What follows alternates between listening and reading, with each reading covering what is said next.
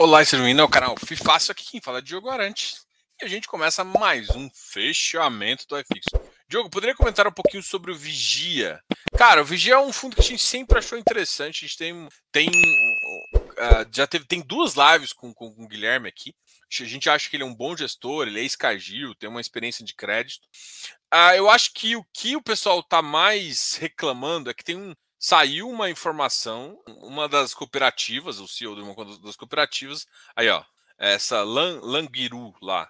E aí o Vigia está aumentando essa posição, e isso está fazendo com que o ativo sofra um pouco mais. Tirando que, às vezes, apesar de um bom viés de crédito da Valora, a gente gosta, como eu já elogiei o Guilherme bastante, que é o gestor do Vigia. Às vezes a gente acha que a Valora exagera nas emissões, né? Isso aconteceu com o VGHF, e quando você exagera nas emissões, você gera uma pressão de venda forte. Mas essa questão do Langiru é uma questão que vai pressionar o preço da cota. Assim, tem resultado acumulado, mas parte é para pagar performance. Então, a gente acha que o fundo vai ficar pressionado. É uma boa gestora, é um bom ativo. O fato do CEO vir à tona e explicar um pouquinho dos boatos que estavam acontecendo não é tão ruim quanto parece, mostra um pouco. Estão dando dinheiro recentemente, então uma das coisas que a gente quer fazer assim que terminar a emissão é chamar o Guilherme novamente aqui para explicar um pouquinho sobre essa posição, explicar um pouquinho sobre o risco, né? Tem duas. A gente queria escutar também. Eu quero convidar de novo o pessoal do FGA e da Valora para falar sobre Cururipe e outro para falar sobre Langiru. Esses dois são visões assim. Enfim, acha que o problema de Langiru vai atrapalhar na captação de Vigia? Eu acredito que sim. Assim, vamos lá, né? Duas coisas me surpreendem, né? Quando eu tava conversando com o pessoal do Juro 11, e muita gente que faz barulho tem pouca cota. Então, tipo assim, a galera que muita gente tá ali, começando no mercado, aí tá nos grupos de agro, aí escuta Langiru e começa a vender e tudo mais. Mas os grandes investidores, às vezes, cara, eles não estão muito ligados nisso. É isso que eu sinto, sabe? Tipo, cara grande, às vezes não está muito ligado nesses problemas, em essas questões, porque o cara não está preocupado com isso, ele terceirizou a gestão mesmo. Então, o que eu sinto é que, tipo assim, isso tem um impacto? Tem, mas muito mais na pessoa física de baixo volume do que realmente de alto volume. Pode ser que a de alto volume seja influenciada por um assessor bondoso que segue o canal, segue alguém sério e consegue falar isso, falar, olha, tem isso que está acontecendo. Mas, tirando esse tipo de assessor que realmente quer mostrar para o cliente risco e não, a maioria pode estar tentando empurrar para o cara. Sou do Rio Grande do Sul, Langiru é uma empresa muito forte e renomada, mas o balanço da empresa eu não sei. Não, a questão é a seguinte, as empresas estão difíceis. Tá difícil. O balanço não tá bonito. Agora, tem que ver como é que eles... Porque assim, gente, a empresa pode estar ruim, e eu acho que isso o pessoal não entendeu. Vamos supor que eu sou uma empresa, uma cooperativa que lido com várias coisas. O meu balanço pode estar ruim, só que eu começo a dar cessão de garantia dos melhores papéis da minha empresa para eu conseguir capitalizar para resolver outros problemas. Se acontece merda, eu continuo com aquela dívida daquelas pessoas que tomaram. Então aquelas pessoas não têm que pagar mais a Langiru, tem que pagar o CRA. O que torna a operação não assim... Claro que é importante a empresa. Então tem que ver como foi estruturado, né? Eu bato nessa tecla de estruturação importante. Só que assim, qual que é a questão? O mercado está aprendendo a estruturar agro. Então isso preocupa um pouquinho, tá?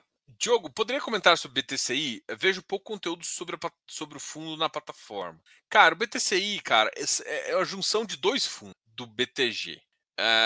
E dois fundos que eu não acho que tem uma performance tão boa, com créditos que para mim fazem pouco sentido. O BTG é uma casa que tem um potencial de fazer operações melhores do que ele tem colocado no fundo. E de um ano para cá, o fundo tem melhorado. O BTCR estava melhorando, o FEX também e tal. Juntou os dois para dar uma facilitada, um fundo grande, mas é um fundo que está sempre descontado, nunca conseguiu chegar a ficar no VP. Então, se você olhar para o VP e achar que aquilo lá, o fundo não é um fundo grande para a capitã fazer o que ele está fazendo com o Sadi, zerar o fundo. Então, sim, é um fundo que historicamente é negociado bem abaixo dos seus pares, porque historicamente pega créditos piores, assim. Não é piores, é que assim, a avaliação é risco-retorno. Tem hora que você tem que, tipo assim, cara, não adianta você querer você pegar a operação que você consegue pegar na pessoa física, com taxa de pessoa física. Não adianta, não paga a taxa de administração. E há um tempo atrás era isso que tinha no fundo, entendeu? Agora mudou? Mudou, mas o histórico não mudou, entendeu? Tipo, o histórico não vai mudar do dia para noite. O ativo é ruim? Não, mas também não é bom. Minha visão é boa do fundo, tá? Da Blue Macau. Só que a questão que eles fizeram ali com o fundo daquela empresa, esqueci o nome, esqueci o nome dos caras. Mas aquele negócio que eles fizeram com o pessoal esqueci, putz, não foi tão produtivo para o fundo. Quer dizer, não foi ruim para o fundo porque garantiu umas entradas de capital em alguns momentos chaves do fundo. Mas, ao mesmo tempo, você diminui a sua participação nos melhores ativos. Então, tem assim. O grande problema desse fundo era justamente, do BLMG, era justamente essa alavancagem. Então, isso complicou um pouquinho. Oaktree. Você acredita que o hectare consegue se recuperar quando os juros caírem? Putz, difícil, velho. É difícil. Acho difícil. Cara, o hectare, velho, ele precisa de fazer algumas coisas. Uma das coisas é voltar, assim, qual que foi a fórmula que deixou o sucesso?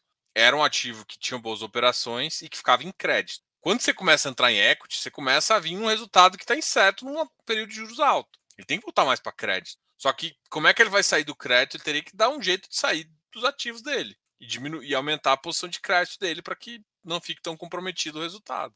Agora, eu acho que o caso ali do circuito de compras, ele é menos, assim, complicado, porque assim, o poder público não pode simplesmente voltar atrás. Então fica com um passivo para se resolver. Claro que o público volta atrás e faz isso. Por isso que concessão de município é uma, né? Cada vez mais que a gente vê, a gente faz. Por isso que o saneamento, por mais que fizeram um grupo ali, eu ainda não estou 100%. Isso tô falando de infraestrutura, tá? Pô, o governo federal ainda cumpre palavra, o governo municipal não cumpre. Os povos sem dinheiro e não cumpre. Tem que fazer uma estrutura muito boa para valer a pena. E aí você pode pedir lucro cessante. Assim, cara, eu acho que o caso ainda é complicado.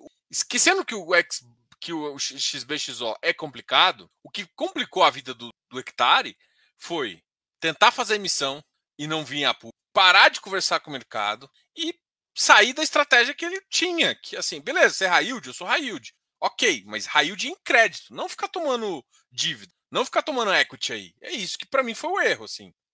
E aí para resolver, tem que resolver essa questão. O principal é, cara, sai dos equities. Ah, mas vai perder patrimônio. Mas você resolve o seu problema, porque senão você vai sempre ter um retorno fraco com um ativo que você não sabe quando vai performar. Então, sim, tem solução? Tem, mas dói. Dói para todo mundo, dói para o cotista e dói para a gestão.